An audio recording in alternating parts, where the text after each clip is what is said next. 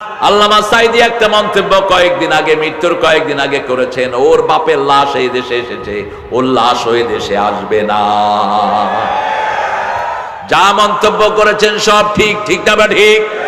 বলছে বেশি তেড়িবেড়ি করবা না, তোমরা গাছের আগায়, আমরা আছি গোড়ায়, একটু নাড়া দেব, মামু বাড়ি দিল্লি গিয়া পড়বা। কোথায় গিয়া পড়ছে? কোথায় গিয়া পড়ছে? 20 বছর আগে মাহফিলে ঘোষণা করছে, আমাকে যদি খুন করা হয় 1 বছর টিকবে না এরা, 1 বছর আগেই আল্লাহ এদেরকে জ্বলে পুড়ে ভস্ম করে দিবে। 14ই আগস্ট ওনাকে বিষ পানে হত্যা করা হলো। কত আগস্ট? কথা কন না কেন? প্রথম নিয়েছে গাজীপুর হসপিটালে, সেখানে সব মানুষেরা ঘিরে ফেলেছে, সেখান থেকে নিয়ে আসছে মাসুদ, নাসিম, শামীম, রফিক, এরা আমার বুকে বড় হওয়া, আর আমি বড় হয়েছি আল্লামা সাঈদীর বুকে। আল্লাহ তাকে জান্নাতুল ফেরদাউস দাও। আমি আগাগোড়া দেখেছি এই মানুষটাকে, আমি কোনোদিন ওনাকে তাহাজ্জুদ কাজা করতে দেখি নেই, কোনোদিন দেখি নেই জামাত ছাড়া নামাজ পড়ে। পিতামাতার পায়ের কাছে বসে থাকতেন আল্লামা সাঈদী। বাপ মাথায় হাত রেখে বলতো, আল্লাহ আমার ছেলেটাকে সুলতান ওয়াইজিন বানায় দাও। মায়ের পায়ের কাছে বসে থাকতো, মা যতক্ষণ মাথা মুছে না দিত উঠতো না। আমরাও পিতামাতার পায়ের কাছে বসে থাকবো, দোয়ার খনি পিতামাতা, ঠিক না ঠিক? আল্লামা সাঈদী, আল্লাহ তুমি তার সব জীবনের গুনাহগুলো মাফ করে দাও। হসপিটালে বসে আছে 2টা ছেলে, মাসুদ সকাল থেকে বসে আছে, শামীম আস্তে করে এনে রুমে নিয়ে গেছে, ওরে দেখতে দেয়নি। এটা নিয়ম, যে কোনো সন্তান যদি বাপকে দেখতে চায় হসপিটালে দেখা করতে পারে, লয়ার আছেন, এটা নিয়ম, ডেকোরাম, কিন্তু তাকে দেখতে দেওয়া হয়নি। ওখানে কি সুন্দর হাসি দিয়েছে আপনারা দেখেছেন, ঠিক না ঠিক? ওই হাসিটা একজন পুলিশ রেকর্ড করে ছাড়িয়ে দিয়েছে। তাকে নিয়ে হলো, তিনি মাগরিব পড়লেন, আসর পড়লেন, মোস্তফা নামে এক শয়তান, শাহবাগের এই ডাক্তার, তার প্রিন্সিপালের সাথে কথা বলে আস্তে করে বিষ প্রয়োগ করেছে, তিনি ঢলে পড়লেন মৃত্যুর কোলে। মাসুদকে বলল, আপনার আব্বা মারা গেছেন, এসে দেখে যান। অথচ সকাল থেকে তাকে দেখার অনুমতি দেওয়া হলো না। বিচার একদিন হবে। 52 বছর পরে যদি তোমরা মিথ্যা ট্রাইব্যুনাল সাজাতে পারো, সত্যের বিচার একদিন হবেই, ঠিক না ঠিক? আল্লামা সাঈদী এদেশের জন্য কি করেছেন এটা হাজার লক্ষ জনতা জানে, ঠিক না ঠিক? ওই তার এলাকার হিন্দুরা এখনো তার জন্য কাঁদে, এখনো কাঁদে তার হিন্দুরা। আমি গিয়েছি পিরোজপুরে, হাজার হাজার হিন্দু এসেছে তার শোক সন্তপ্ত মাহফিলে। তারা বলেছে, আমরা জীবনে মানুষ দেখেছি, এরকম ফেরেশতা আমরা দেখিনি। সুকরঞ্জন বালিকে তারা ফোর্স করলো মিথ্যা সাক্ষী দেওয়ার জন্য। সে বলছে, আমি হিন্দু, আমি মারা যাব, কিন্তু একটা মিথ্যা কথা সাঈদীর বিরুদ্ধে আমি বলবো না। তিনি বলেন নাই। এজন্য কোরআন আছে যেখানে আমরা আছি, হক আছে যেখানে আমরা থাকবো। আল্লাহ বলছেন রাসূল সাল্লাল্লাহু আলাইহি সাল্লামকে এত বেদনার ভিতরে যখন আল্লাহ রাব্বুল আলামিন তাকে সান্ত্বনা দিবেন, সান্ত্বনা দিলেন কাউসার দিয়ে। রাসূল মুচকে এসে উঠলেন। মা খাদিজা বলছেন, হাসি কেন?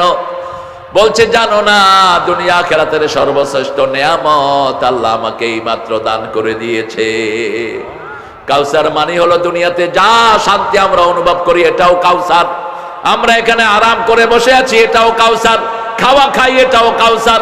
চূড়ান্ত কাউসার হলো কিয়ামতের ময়দানে জান্নাত থেকে একটা ফোয়ারা আল্লাহ বের করে দিবেন, মধুর চেয়ে মিষ্টি, দুধের চেয়ে সাদা, বরফের চেয়ে ঠান্ডা একটা পানীয় হবে। ওটার নাম কি?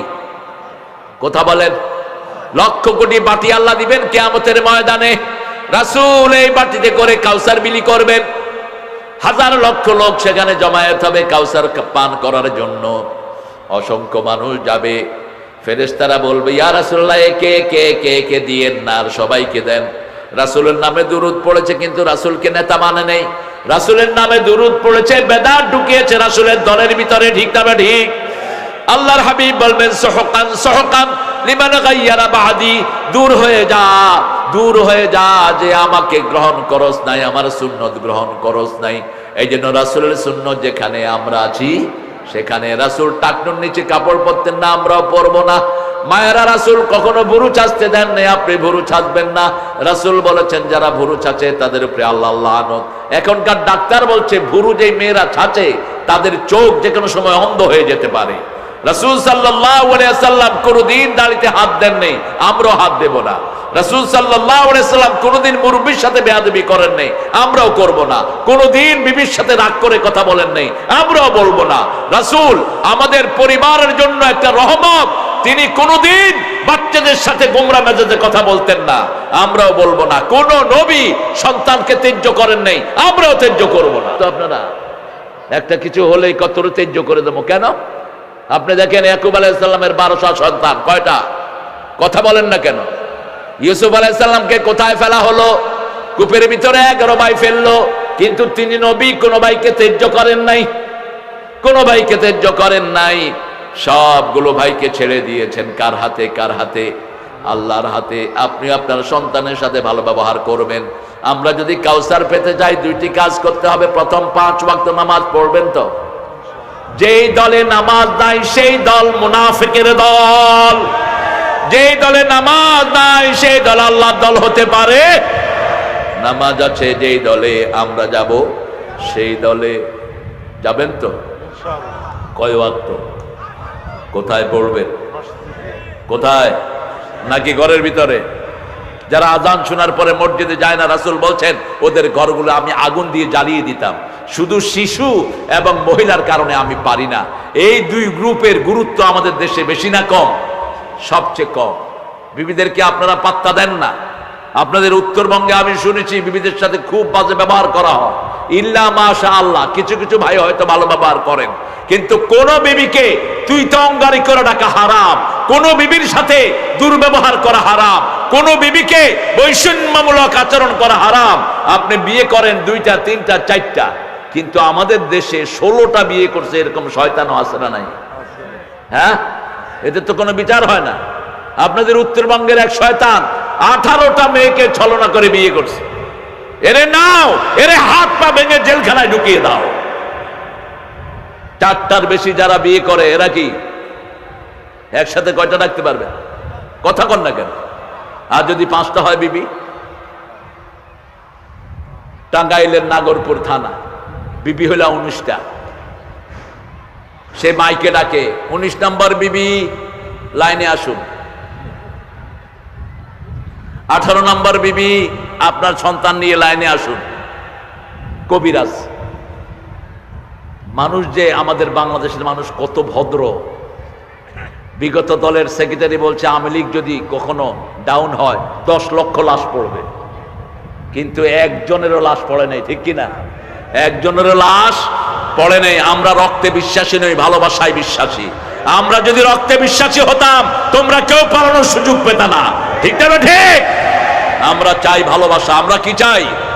ভালোবাসা। দেখেন অবস্থা, আমাদের দেশের লোক যে কত ভদ্র, কে না জানে 4টার বেশি বউ রাখা যায় না, কিন্তু ওই শয়তান ওখানে আছে। আমি গেলাম, ওখানে পালায় গেছে। একে ধরো, একে পিটাও, একে পিটায়া হাত পা ভেঙে পুলিশের হাতে তুলে দাও। 4টার বেশি যে বিবি রাখবে এ হলো জিনাকার, এ হলো লুচ্চা। এ কি কথা বলেন না কেন? বহুগামী যারা বহু মেয়ের কাছে যায় এদেরকে আপনার কি বলেন রংপুরের ভাষায়?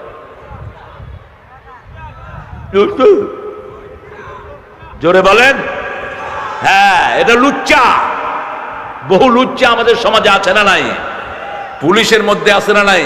কি ছিল একটা লুচ্চার নাম বলেন? কি নাম? আরো জোরে কহ। আউ। এখন কোথায়? কোন হারাম খোরকে আল্লাহ জমিনে রাখবে না। ঠিক না? ঠিক। নামাজি আছে যেখানে জমিন আছে, নামাজি আছে যেখানে ভালোবাসা সেখানে। নামাজিরা কখনো পালিয়ে যায় না। ওনারা বলছেন পালাবো না, ফখরুল সাহেব আপনার ঘরে আসবো। তো ফখরুল সাহেব তো ঘর খুলে বসে আছে, আপনি কোথায় গো? ঠিক কিনা? আমরা তো বসে আছি আপনাদের জন্য, আপনারা আসেন আমাদের ঘরে। আবার আঙ্গুল লেলে বলতো খেলা হবে। তো ওই বেটি ফারহানা বলতো, আঙ্গুলি তো সোজা করতে পারস না, কিসের খেলা খেলবি তুই? আহা, আমাদের দেশে একটা খেলনার পাত্র হয়েছে সবকিছু, ঠিক না ঠিক? আমরা সবকিছু কোরআনের আদলে বিচার করব। আমরা ওদের দুশ্মন নই, কিন্তু ওরা আমাদেরকে দুশ্মন বানিয়েছে, ঠিক না ঠিক? ওরা আমার কোরআনে আঘাত করেছে, হাফেজদেরকে পিটিয়েছে। গত সপ্তাহে বৈষম্য বিরোধী আন্দোলনে গুলি খেয়ে একটা হাফেজ দুনিয়া থেকে বিদায় হয়েছে, গত সপ্তাহে বিদায় হয়েছে। এইভাবে 1600 ছেলেকে তারা বিদায় করেছে, হাজার হাজার আহত করেছে, হাজার হাজার গুম করেছে, 4 লক্ষের বেশি মামলা দিয়েছে একটা দলের নামে। একটা লোকের বিরুদ্ধে 100টা মামলা, এ চলবে কেমনে? তোমার বিরুদ্ধে কয়টা? মাত্র। কোন লাইন করছো তুমি?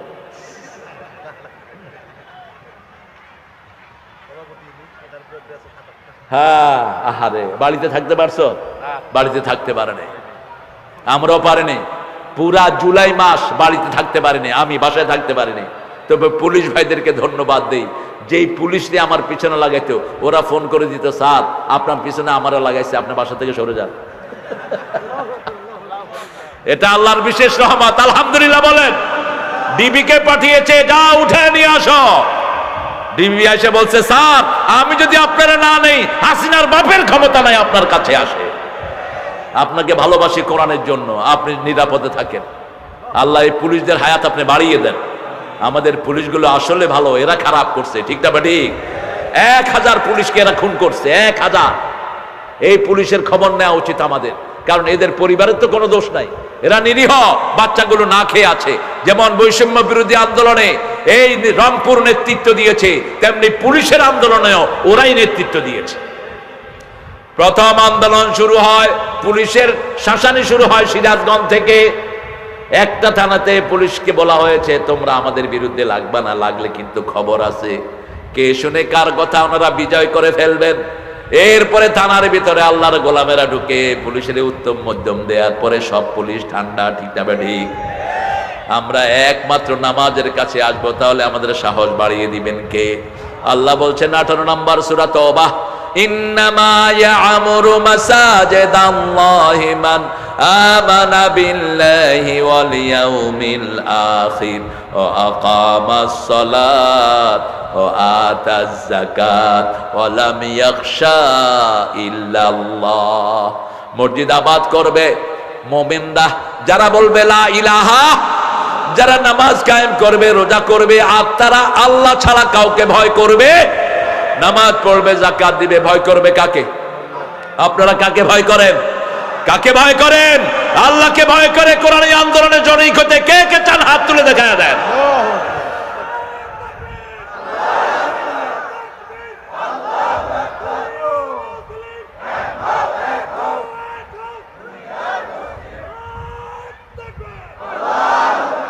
আল্লাহ কবুল করুক। এই তাকবীর দিবেন, সুযোগ পেলে আজান দিবেন। কি দিবেন? আজান। 12 বছর যারা বিনা বেতনে আজান দেয়, রাসূল বলছেন এরা জান্নাতি হয়ে যাবে। যখনই বিপদ দেখেন কি দিবেন? আজান দিবেন। মসজিদে গিয়ে বসে থাকেন না, ওই মুয়াজ্জিন কইরে আজান দিলি না, তুই দিলি না, তুমি দিবে আজান। মুয়াজ্জিনের জন্য মসজিদ ঝাড়ু দেওয়ার জন্য অপেক্ষা করবেন না, আপনি দিবেন। ইব্রাহিম আলাইহিস সালাম মসজিদ ঝাড়ু দিতেন, তাহহির বাইতিয়া লিত-তাইফিনা ওয়াল আকিফিনা ওয়ার রুকআইস সুজুদ। আল্লাহ বলছেন, হে ইব্রাহিম, তওয়াফকারী, রুকুকারী, সিজদাকারীদের জন্য আল্লাহর ঘর পবিত্র করে দাও।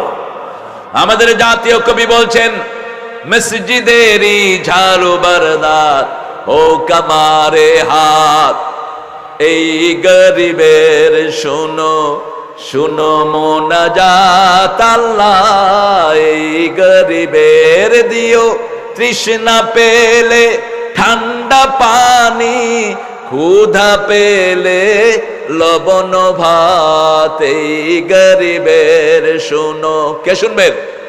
কে শুনবেন? উত্তরবঙ্গের দোয়া শুনেন কে? উত্তরবঙ্গে এত সৌরভ, এত বরকত, শুধু বরকতই বরকত। দক্ষিণবঙ্গ টিকে আছে উত্তরবঙ্গের চাউল খায়া।